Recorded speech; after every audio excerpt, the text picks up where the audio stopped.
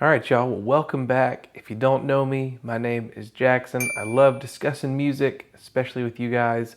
And every single week, I break down every single new album that I listened to last week. So we're doing that again today. We've got 8 new albums to break down, some of which you probably have heard of, some of which you maybe haven't. So maybe you'll leave here with some new recommendations. Maybe you'll leave here hearing my opinion on some albums that you've already listened to, that you maybe love or hate. But regardless, hopefully you come away with something. Let's go ahead and jump right into it. So the first album that I listened to last week actually was an EP, and that was Best Worst Enemy from Victor Jones. And in all honesty, this surprised me in a really, really good way. I never would have thought that such a stripped down electronic sound would have suited Jones so well. In fact, I think if you look back a couple weeks ago, in my review of his latest album, The Construct, I think I mentioned that Jones was at his best when he was loud and overproduced, and yet here we are, an album, or at least an EP, that is not that, and it really, really works. And to be honest, I'm really glad it worked out like it did. This is a really different version of Jones that I'm used to. It was quaint, somewhat emotionally raw, and not raw in some convoluted or exaggerated sort of way, just genuinely raw. Still, it was a short listen, coming in at about 12 minutes, but that 12 minutes were really effective. It was really tight. Jones made use of every bit of those 12 minutes, and even then it's not that sort of high energy kind of tight that I'm used to with Victor, but there's really not much wasted space. While I'm not super crazy about every single track here, I do think every song was kind of unique and really solid in its own right, with that final closing track taking the crown for me as a really stellar piece to cap off the short listen. And it's honestly likely to be one of my favorite tracks on the entire year, and from the artist. It's really solid. At the end of the day, I am still partial to his zany, high energy, loud electronica, but this worked way better than I thought it would have. And if you saw my review of The Construct, then you'll know that I'm relieved to give this score that I'm about to give it. It's definitely a step up and a step in the right direction, even if it's an unexpected one.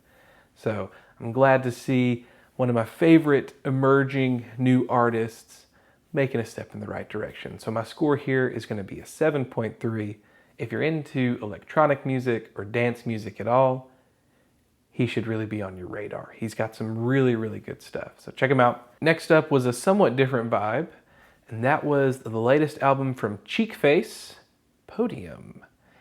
I had never heard of Cheekface before this actually, but I'd seen some really good reviews of this and some reviews of the band as a whole. And honestly, I thought it would be up my alley, but let's talk about it. If nothing else, I will start by saying I can see why Cheekface seems to have a sort of cult following and why their music really appeals to a lot of people. It's got some charisma and charm that is really undeniable, and I see people raving about it. But unfortunately, that charisma, that charm, only went so far for me. For the most parts, the elements that seem to appeal the most to people seem to have the opposite effect on me here, especially when I started looking at other reviews after I wrote this one. And I think that's a real shame. I feel that this was really, really close to something I would have loved. And again, on paper, I should have loved it, but I didn't. The moments that are meant to be sort of cheeky and silly just weren't effective to me at all. And when most of the album is built around that premise, serious concepts under a layer of cheekiness and silliness, it's a little bit exhausting for me, especially when that silliness isn't effective to me. I did enjoy the sound of the album, sort of generally speaking, but for my taste, it's honestly a bit overly polished, but I can't fault them for having their own style. Objectively, it's fine. It just doesn't work for me. Also, the vocals and lyrics were lost on me, and I was already kind of getting at that when I was talking about the silliness of it. It's really hard for me to enjoy an album that is sung like this one, if you would call this singing. It's a particular style, whatever. And I can enjoy an album like this, but it's rare. And in all honesty, the vocal style here, it just added to the corniness of the album for me. It just didn't work. I did enjoy some of the guitar and certain parts of tracks that were a little more produced than the majority of the album seemed to be. But for the most part, those things, the production, the guitar, they were just fine. Altogether, I think the greatness of an album like this is really lost on me. I can best describe it like when somebody tells a joke and you understand why the joke is funny, but you just don't laugh. That's kind of how I feel about this album, if that makes any sense. Maybe it doesn't, but regardless, my score here is going to be a 5.5 out of 10. There are some redeeming aspects. There's a little bit of charm. Just doesn't do it for me for the most part, unfortunately. Next up was another first encounter with an artist for me, and that was the newest album from Role Model, Chuck Timely and the Hourglass. Well, like I said, again, this is my first encounter with Role Model. I had a little bit of an idea as to what to expect because I had heard of him. I think I'd seen some clips and whatnot. Regardless, I came into this mostly blind, and this album to me, in simple terms, was boring. It was just boring. This version of pop country has been done who knows how many times before, and I've heard it who knows how many times before, and this record just does absolutely nothing to differentiate itself from the probably thousands of other members of this genre. From start to finish, everything just feels super generic. It isn't produced and executed poorly, though. It just isn't interesting enough to matter. You know, you can have the objectively best production and objectively best execution in the world, but if your sound is boring, if your concepts are boring, if your themes are boring, it doesn't really matter. You need more than just that, right? The vision that was executed here, while executed well, was a boring vision. I think Role Model, the artist here, really has some talent and ability as an artist, but it doesn't show on this album at all. Lyrically, it's really lacking. There are moments that try to be clever and others that I think Role Model thinks come off particularly strong. At least they feel like they're written that way, and they just don't. They don't come off strong. They don't come off overly effective. But again, it's not poorly made, nor is it really grating, though it does get pretty overdone by the end of the record. It's just so boring. I'm kind of tired of these kinds of records. I don't think we need any more of them, at least not if they're done like this. So my score here is a 4.2 out of 10. Could be worse, I guess, but man, it's just boring. And sometimes well-made, boring albums are the worst, if that makes any sense. Anyway, I won't be coming back to this one. Next up is another country listen, and this was a short one. It was Butterfly Wing in a Silver Locket, the latest EP from Sesame Girl. And like I mentioned, this was a short listen, but it was a really solid one. Sesame Girl managed to curate a really genuine and a really inspired 90s alt country song on this EP, and it works really, really well. I have talked so many times on this channel and on my other social media platforms about this renaissance of 90s alt that's happening in indie and how much I love it. This is another addition to it. I love it. I love the sound here. The vocals and the guitar were among the best elements that were at play on this record, and they really helped to make this album feel like it was supposed to. It really bleeds through there. It's really cool. Of course, the production really added to this feel as well, but everything was really working together in a strong way here. I was impressed. The sound was notably country, but also somewhat ethereal, and that was a really interesting blend as well. I enjoyed it, and I think the band here pulled off pretty much exactly what they wanted. They made a fan out of me on this one. This was yet another first listen for me. I hear these folks coming up out of Australia are getting pretty big, so they've made a fan out of me. I'm excited to see what they put out next here. My score for this EP is a 7.4 out of 10. Solid listen, especially if you're into that 90s alt sound. Next up is an album that a lot of people have been talking about, and not for a good reason. It is TARFACE by TARFACE and Tyga. And let me preface this by saying, I doubt I'm going to say anything here that anyone else hasn't said, right? Most people have expressed their opinions on this album and why it's so bad. I'm unlikely to add anything new to that conversation, but I listened to it last week. Here are my thoughts on it. In all honesty, I actually went into this record blind, and completely out of morbid curiosity, I saw the Pitchfork score, I saw they gave it a 0.0, and I thought, man, I wonder why it's so bad, without reading ahead, which is what I like to do. I don't like to read anyone else's opinions or takes on anything until I have read it, formed my own opinion, and then I like to see what other people say just out of curiosity. So I had no clue why it was rated so low. I had no clue that AI was used in production. So, with that said, I'll admit that I didn't catch on to that AI use immediately, but I could tell within about 30 seconds that there was something really wrong with what I was hearing. Throw the AI out, let's imagine there's a world where this was created with purely human hands, and this album still isn't good. It's not even close to good. It doesn't sound good. It doesn't flow well. It doesn't work well together in any meaningful way. And as a sort of 80s inspired synth pop rap infused record, it is insanely ineffective and boring. The synth that leads each song is just notably generic. I've never heard a soulless synth before. I love synthesizers in music. It's one of my favorite instruments to hear. I've never heard one sound so soulless before. And the production as a whole, it's just so lacking. Every song sounds empty. It's horrible. It's not enjoyable. The vocals are robotic and strange. And do I understand what Tyga was going for there? Yeah, but it wasn't good and I didn't like it. And then you have the lyrics, which at best were fine, at worst were just totally boring and horrible. So again, even before I knew about the AI use here, the one word that was repeating in my brain as I listened to this album was soulless. It felt that way, and it is that. It's a shell of what it was meant to be, and whether the AI adds to that or is the reason for that, I genuinely don't know. That's how poorly it's made on all fronts. So believe it or not, I am going to agree with Pitchfork here, as most people have. Don't use AI in music, please. I mean, everybody is saying that now. That's the correct take, I think. I'm just not going to be happy with it or even remotely okay with it. Not that this album would have been good otherwise. Let me be clear. Had there been no AI use here, this album probably would have scored a 1 to 2, maybe a 3 at best, depending. No, it wouldn't have scored a 3. It would have scored a 1 to 2 on my scale.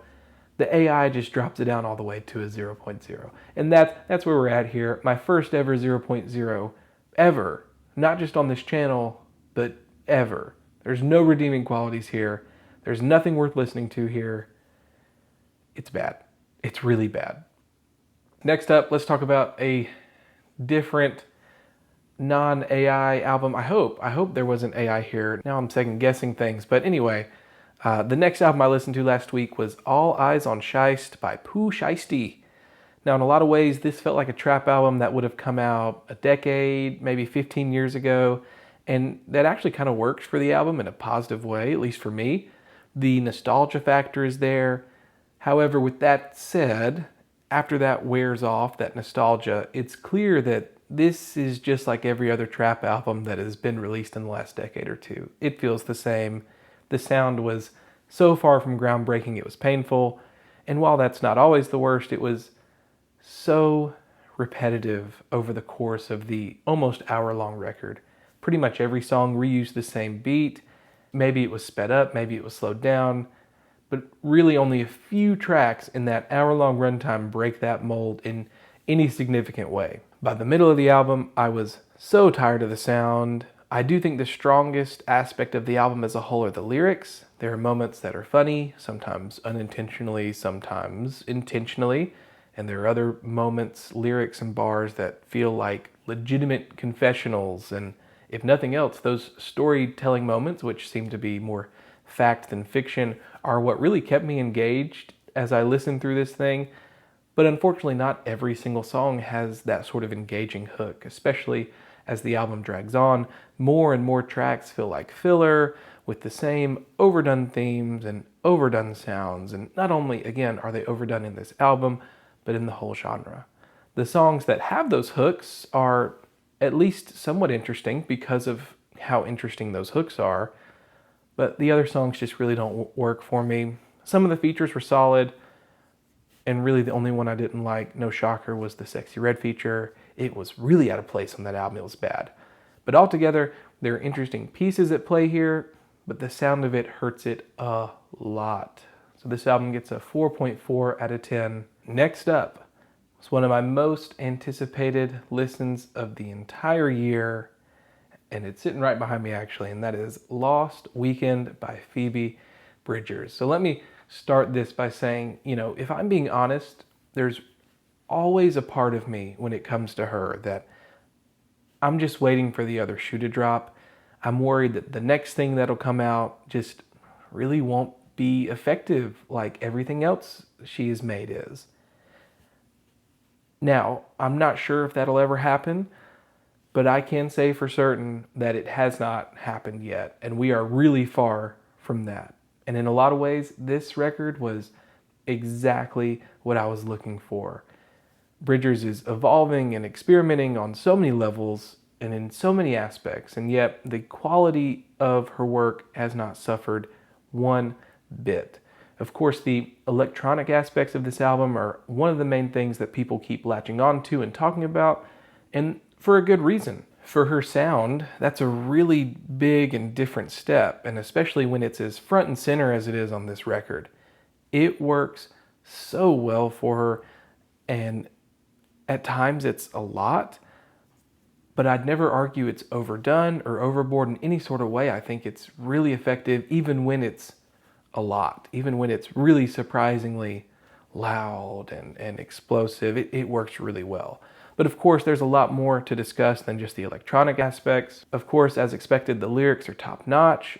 She has a quite literally unmatched talent for making lyrics resonate and feel relatable, despite them often portraying experiences that are extremely personal to her and to her alone.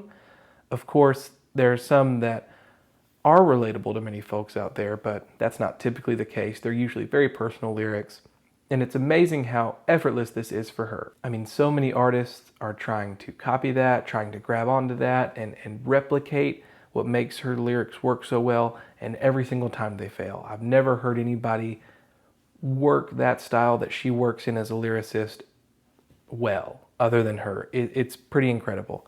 On top of this, speaking of incredible, the production here has to be her best yet. She does not save these big production moments for the end of the record this time, but instead she spreads the love across the whole album, and more often than usual, she's trading a more stripped down sound for a loud and a huge production piece, and those moments are just incredible. I loved every second of those. Now, with that said, those stripped down pieces are still there, and they're just as good as always. Admittedly, I am partial to those bigger moments, but I'll take it all here. It's all good here. It's also worth noting that there's a really awesome particular piano sound that starts in the first track and is sprinkled throughout the rest of the album that was just completely perfect. I was really searching for it in every single track, and it makes some appearances. I loved it. It's kind of a sidetrack, but regardless. She doesn't only work in electronica though, but she also leans even more heavily into country conventions on a few tracks, all of which were totally fantastic. It worked so well for her. And lastly, of the big points I'm making, there's also some real experimentation with her vocals. She's pushing herself to new heights here. She's breaking the mold with certain vocal performances. It was impressive. It was a total unexpected step in the absolute best direction. I loved this. I'll be returning to it soon. I've been listening to so many different tracks throughout this past week. Outside of this first listen, I really didn't dislike a single track, and as a whole project, it works so well. There are a couple tracks toward the end of the album that I hope grow on me a little more, but even still, I am amazed by this. It checks every single one of my boxes, and I am glad that that other shoe has not dropped yet. So my score here is a 9.3 out of 10. One of the best of the year. I think it's in my top 3 now of the year as far as my scores go. Yeah, so if you can't tell, I'm loving it. Fantastic record. If you haven't listened yet, please go listen to it. Please go listen to it. Last up is Big World by Hovvdy. At least I think that's how you pronounce that. I'm going to go with it. And this was my last listen of the week last week. Now, this was generally fine indie folk. It was really far from groundbreaking, and in all honesty, it kind of played it pretty safely, a little too safely for my taste, but regardless, for the most part, it was still pretty enjoyable. Sometimes it was a beat, especially more towards the beginning of the record, but much of it is more of a slow burn with songs that are slower and low energy that the band worked through with no real rush, but in the same breath, those stretches of the album were pretty nice. I enjoyed those. Those songs didn't need to be fast-paced, to be enjoyable, or even interesting to an extent. They had a nice full sound with mostly fleshed out concepts and ideas. And speaking of sound, that sound is another thing that I really enjoyed on this album. It did get a little repetitive, especially towards the end when those slow burner songs are kind of grouped together. I wish they had been spread out a little more through the album. But I do really love this sort of folk sound. Everything, vocals included, were working to make it really enjoyable. And the production was actually right in the sweet spot for the band, if you ask me. For what they seemed to be trying to achieve, they weren't doing too much or too little on the production end of things, and it works really well. Altogether, there are a couple songs here I'll be coming back to, but many I wouldn't really give a re-listen unless I was taking in the album as a whole again, which I will likely do here in the future. But at the end of the day, I am rocking with a 6.5 out of 10 for this release from Hovvdy. I hope it grows on me a little more. I do, like I said, really like that sort of sound, but we'll see. We'll see what happens here in the future. Anyways, y'all, that wraps up my week of listening. Of course, I want to know, what do you think of these 8 records? Have you given them a listen? If so, let me know. But I also want to know, what are you listening to? Let me know in the comments, what are you listening to? What should I be listening to? If you have any recommendations, anything you think I would like or hate, let me know. I'll put them at the top of my list, and I'll get to it in one of my future videos. I would love to hear what you want me to hear. If you like this video, make sure you're liking, subscribing, hitting the bell so you don't miss a post. And we'll see you right here next week when I tackle another set of albums that I'm listening to this week currently. So we'll see. There's a couple big albums coming up. That new King Gizzard album, I listened to that actually today. So if you like that band, come back next week. We'll see how they did. We'll see you next time. Thanks for watching.